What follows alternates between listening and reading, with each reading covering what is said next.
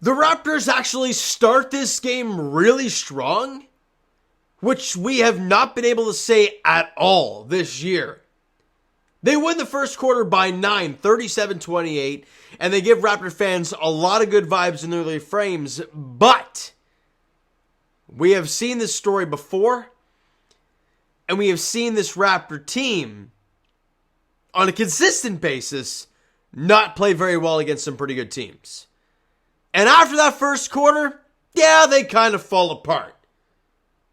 They had smoked in the second quarter by 12, 33-21.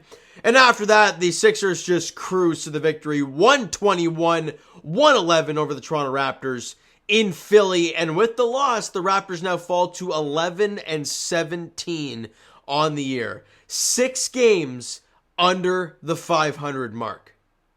I'm not going to say what everyone is thinking, Raptor fan-wise, because we all know we're thinking the exact same way. The question really is, what is Masai and Bobby Webster thinking? Now, before we get into that stuff, though, let's try and break down this game. The first quarter was very entertaining. They involved Jakob Poeltl a ton. He was doing a great job in the paint. Looked really, really solid. And he was arguably one of the best Raptors tonight.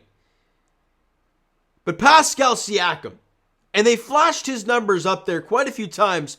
His numbers against the 76ers this season and in his career, and it's not very pretty. Well, Pascal goes out there today and drops 31, 5, and 5 on 10 of 16 shooting, 11 of 12 from the free throw line. It was really, really good.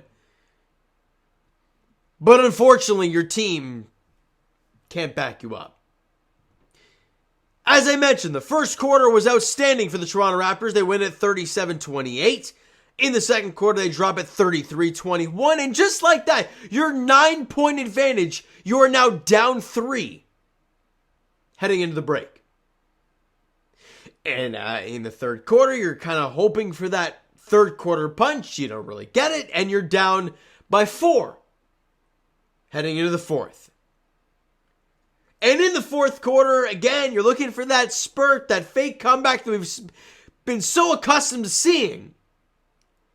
You don't really get it. You lose by 6, 28-22, and you lose by 10, 121-111. What is the story of this ball game today?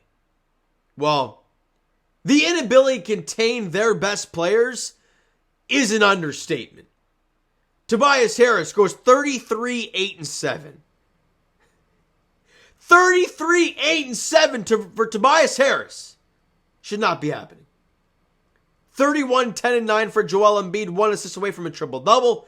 Tyrese Maxey, as per usual, cooks the Toronto Raptors.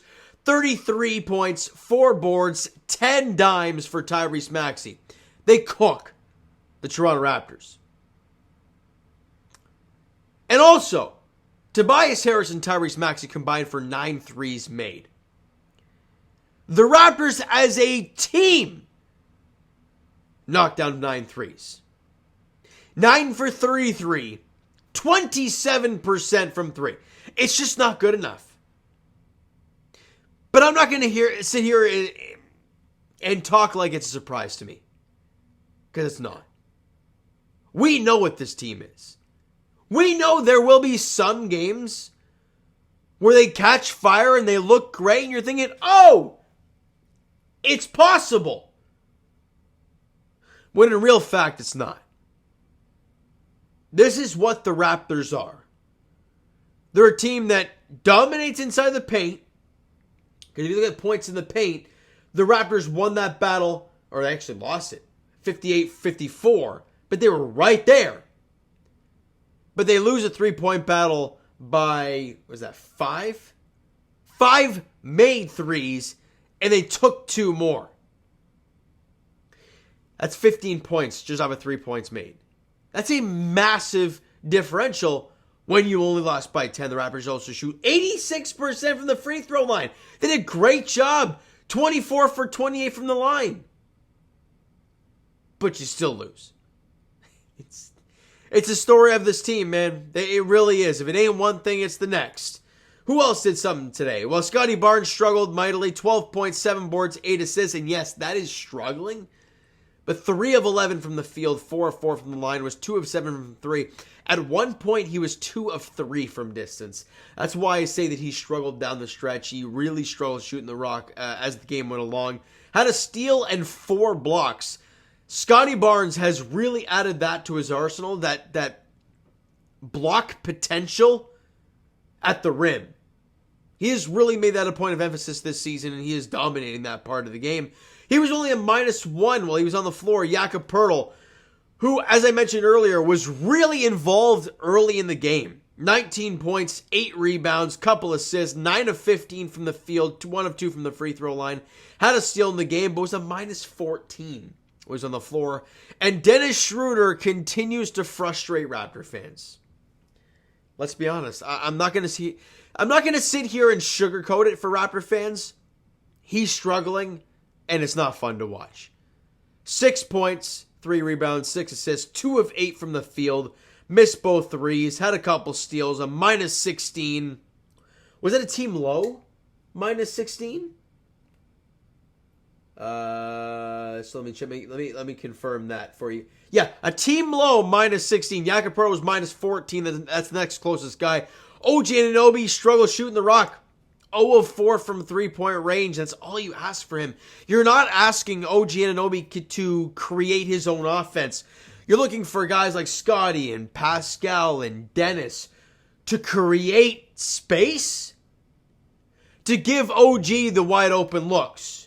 And he's getting shots, but he's not making them. He was 0 of 4 from 3-point range, 4 of 9 from the field, 12 points in the game. Gary Trent had 17 off the bench, 6 of 11 from the field, 5 of 8 from 3, was a -10 on the floor. Just another painful game for the Toronto Raptors. And another game for Raptor fans where we sit here and wait. We sit here and wait for Masai and Bobby to pick a direction. Because we all know what this team is, or what they're not good at. But we all want to wait and see what happens.